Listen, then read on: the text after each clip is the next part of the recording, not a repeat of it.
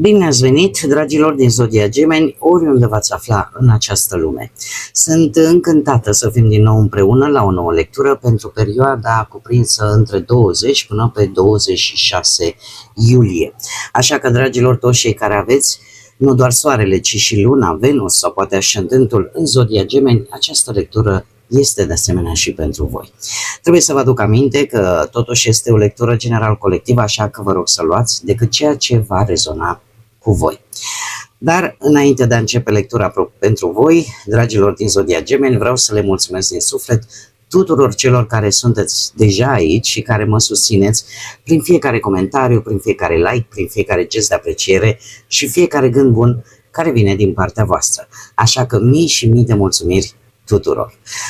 Iar dacă sunteți aici pentru prima dată, vă urez bun venit, iar dacă la finalul lecturii simțiți că ați rezonat sau pur și simplu v-a plăcut, nu uitați, dragilor, să vă abonați. Este gratuit și în felul acesta nu veți pierde niciuna dintre lecturile mele. Zise toate acestea, haideți să vedem ce este important de știut pentru voi, dragilor din Gemeni, în săptămâna 20-26 iulie. Oh, ce frumos! Avem o lună plină în Balanță, o altă zodie de aer, la fel ca și voi. Această lună plină în Balanță îmi vorbește de faptul că iubirea pentru voi devine o prioritate în această săptămână.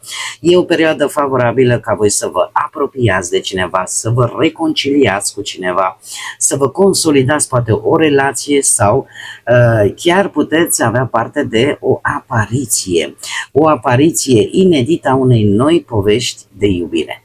Dar de asemenea căutați echilibru, căutați relațiile sănătoase și desigur nu trebuie să uitați că aceste relații sănătoase se construiesc prin respect, prin înțelegere, prin colaborare și prin dorința fiecăruia de a găsi acel punct comun. În această săptămână se pare că veți avea tendința să vă înconjurați de frumos, de artă, de muzică, de natură. E ca și cum sufletul vostru își găsește într-un anumit mod mai ușor liniștea. Este o perioadă bună ca voi să vă organizați viața, resursele, planurile, astfel încât să vă creați așa o bază stabilă sau mult mai stabilă pentru viitor. Dacă aveți de rezolvat poate situații importante sau chiar poate un conflict, de ce nu, răbdarea și echilibru chiar vă pot conduce la un rezultat cât mai corect și cât mai favorabil vouă.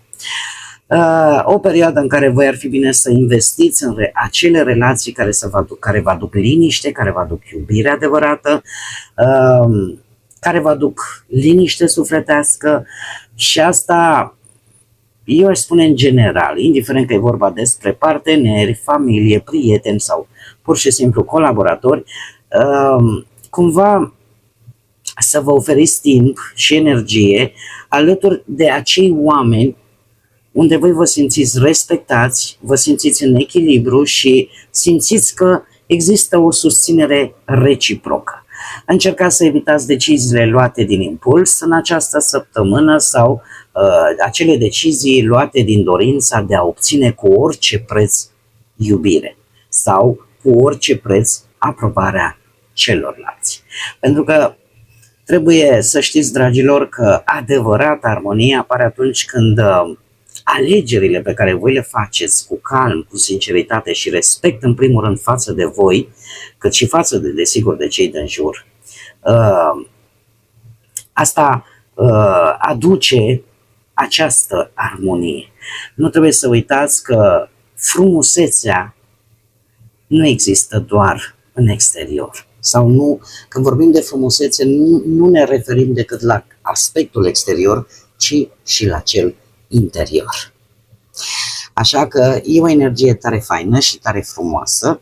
Haideți să vedem acum și ce ne spune tarotul, ce vine pentru dragii mei din Gemeni în săptămâna 20-26 iulie.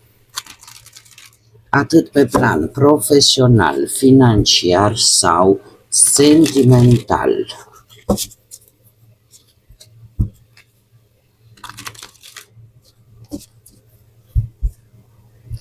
Mă sortez, uite, chiar mă sortez cu energia voastră, cu unghiile, culoarea lor. Haideți să vedem. Și avem așa, un 3 de monede, avem un as de cupe, avem un 10 de spade, o regină de bâte și surpriza săptămânii.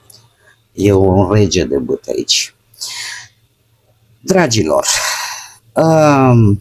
haideți să le clarificăm și să vedem.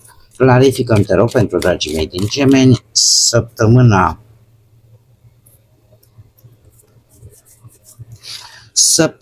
20-26 iulie. Clarificăm 3-ul de monede. O colaborare, ia să vedem. Clarificăm asul de cupe.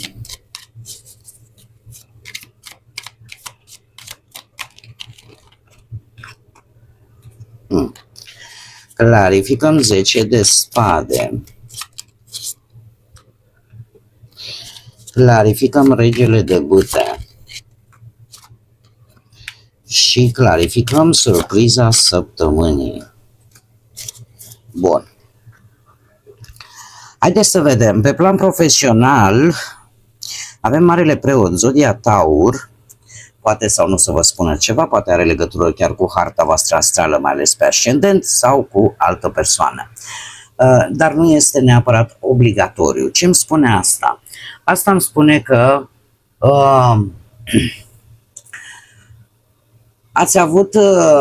ați urmat o procedură, să spunem așa, ați urmat anumite reguli bine stabilite, poate la locul de muncă, ați respectat poate un anumit regulament, o anumită politică internă, acolo unde vă desfășurați activitatea, sau ați învățat, cineva v-a învățat ceva, vreun mentor, sau poate vreun coleg mai experimentat, sau un șef, de ce nu? Ați primit niște sfaturi sau ați participat, de ce nu, la niște activități practice care să vă ofere o anumită ghidare.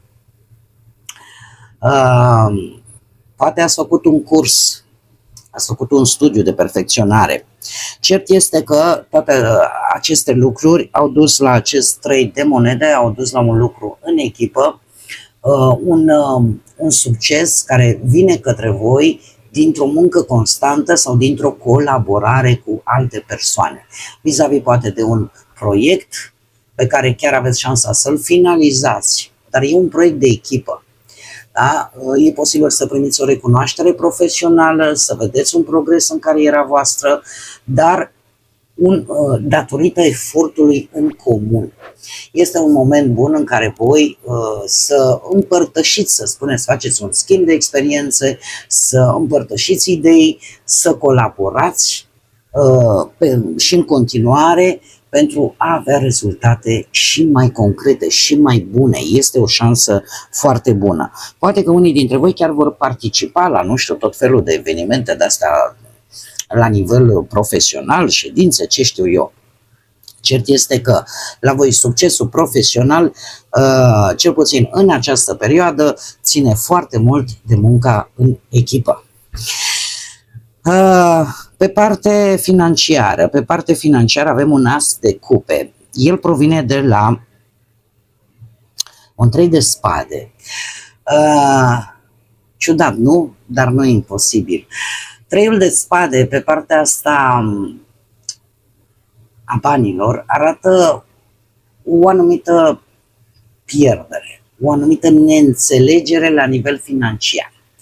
Vis-a-vis de niște bani pierduți, poate dintr-o greșeală sau ceva care a venit așa pe neașteptate, din cauza unei neînțelegeri legate poate de parteneri, de familie sau pur și simplu de o investiție care, din păcate, nu a adus rezultatul dorit.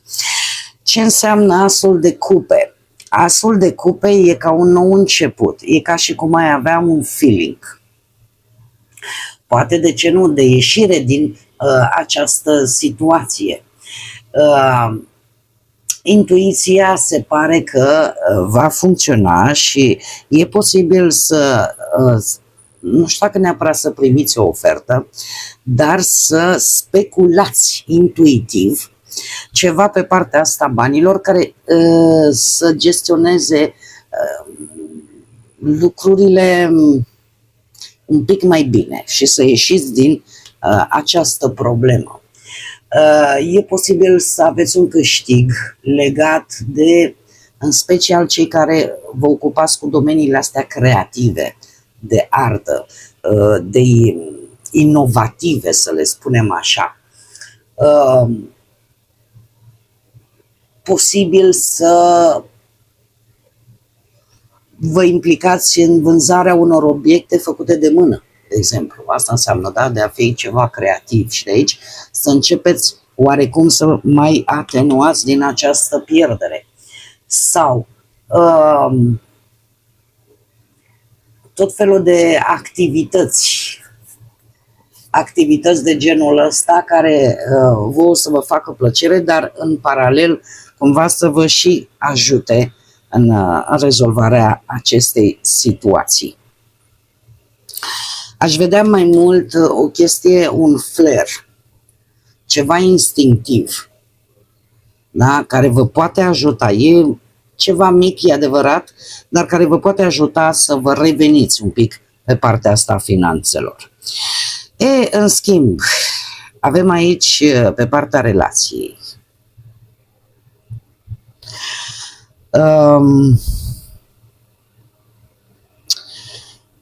Dragii mei, dragi, este un pic în contradicție, sunt în antiteză energiile. Energia generală cu ceea ce mi-apare, de exemplu, la cei care vă aflați deja într-un cuplu. Avem un 10 de spade provenit de la un 5 de cupe. Ceva în relația voastră s-a pierdut. Există, poate cu ceva timp în urmă, nu foarte mult timp, voi ați rămas posibil blocați în anumite resentimente. Ați rămas poate blocați în anumite dezamăgiri, în anumite sentimente de regret. Poate că ați avut ceva conflicte, au fost niște greșeli în trecutul vostru, niște neînțelegeri și parcă nu vedeți decât jumătatea goală a paharului. Există acest blocaj, vă face să neglijați că există, paradoxal, chiar dacă vă vine greu să credeți, și o parte pozitivă în toate aceste lucruri care vi s-au întâmplat. Știu că e greu de crezut, dar nimic din ce poate fi perceput negativ, foarte dur, care să aducă foarte multă suferință, asta nu înseamnă că nu poate veni cu o lecție. Și cel puțin din punctul meu de vedere, lecția este ceva pozitiv, pentru că scoate în evidență unde se greșește, îți scoate în evidență acele lucruri pe care de multe ori ne facem că nu le vedem și care paradoxal ne și nemulțumesc pe de altă parte, dar evităm să le privim față în față. Din ce văd eu aici, toate aceste resentimente și toată această energie destul de negativă în ceea ce privește cuplul, relația voastră, cum am mai spus, este văzută decât jumătatea aia goală. Această săptămână pentru voi cu acest 10 de spade îmi spune că arată o suferință emoțională, dar arată și o dificultate de a trece peste ce s-a întâmplat. Arată un moment, aș spune, de criză pentru unii și de ideea că această relație posibil să intre într-o fază de final. Pe de altă parte, putem vorbi de aceia dintre voi care v-ați pierdut perechea voastră. 5 de cupe, să știți că nu ne vorbește doar de despărțiri terenale, da? Pleacă soțul, soția, perechea în altă locație. Putem vorbi de o pierdere a unei persoane dragi nouă din această lume terenală către o lume astrală și faptul că nu reușiți să treceți peste această pierdere.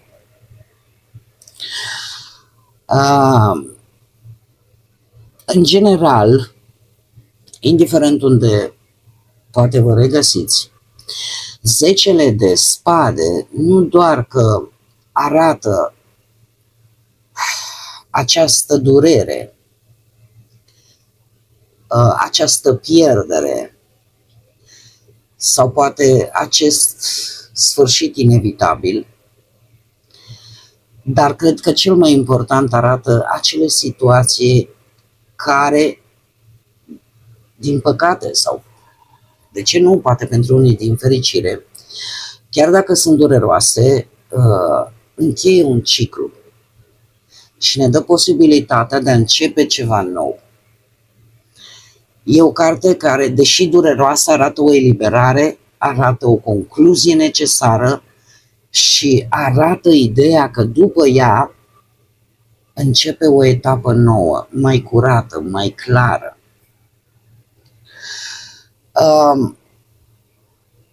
Ideea este în felul următor și de ce am să insist? Pentru că este într-adevăr o energie foarte sensibilă, indiferent din ce punct de vedere o privim. Da, eu v-am spus niște variante.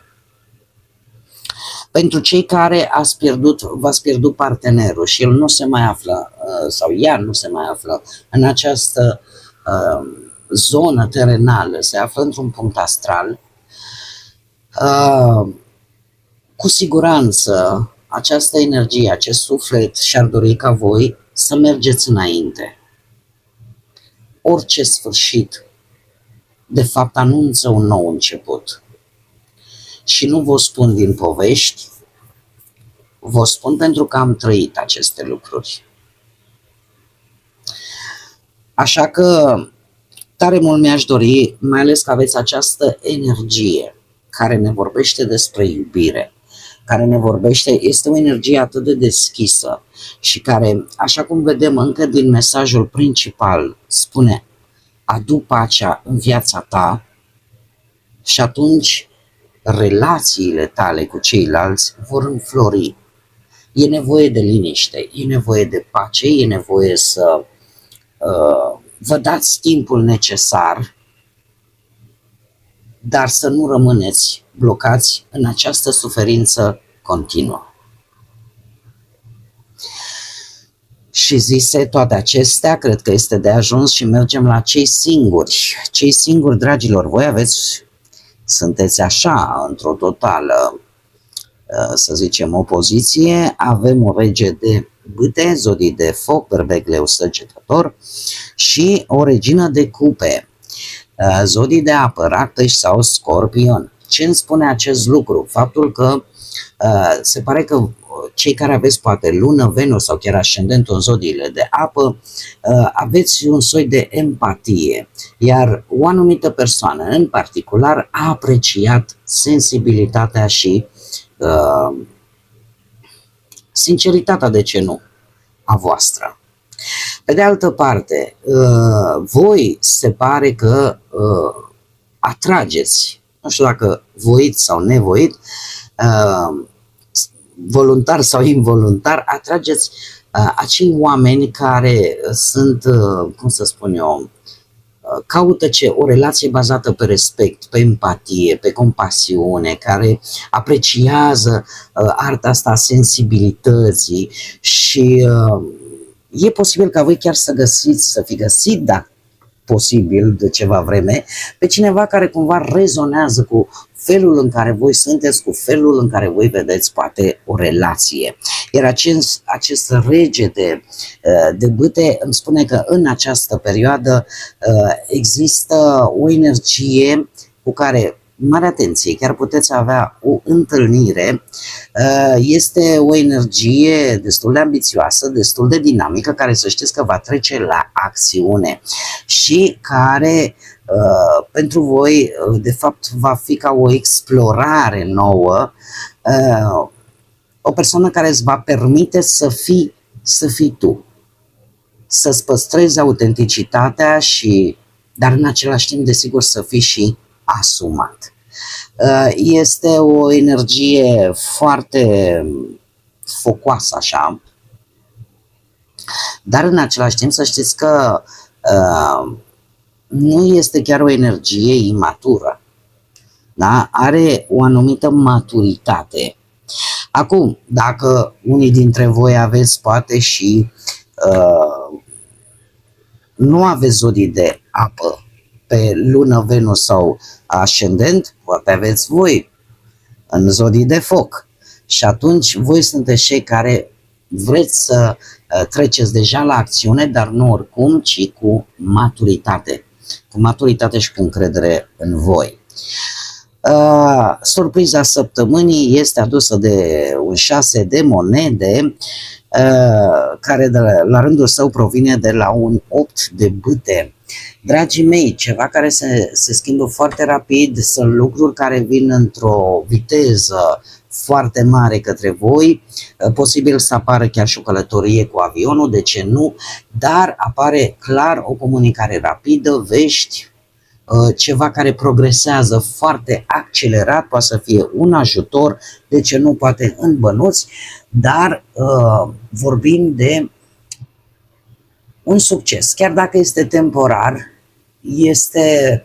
este un sprijin benefic venit poate din exterior, de peste mări, de peste țări, este ceva ce ajunge la voi și care chiar poate avea și o conotație karmică. Cineva care vă ajută vis-a-vis de o anumită situație, într-un anumit context, de la distanță va fi o comunicare foarte rapidă și în același timp eu aș spune că e ca și cum ceea ce ați semănat la un moment dat, în sfârșit se întoarce la voi, chiar dacă vine sub o altă formă. Haideți să vedem și care e mesajul pentru voi, dragilor, în fazele lunii, care e mesajul pentru dragii mei din Gemeni. Mesajul din Gemeni. Și avem o lună nouă în Berbec, ce să vezi. Go for it, adică treci la treabă, treci la acțiune.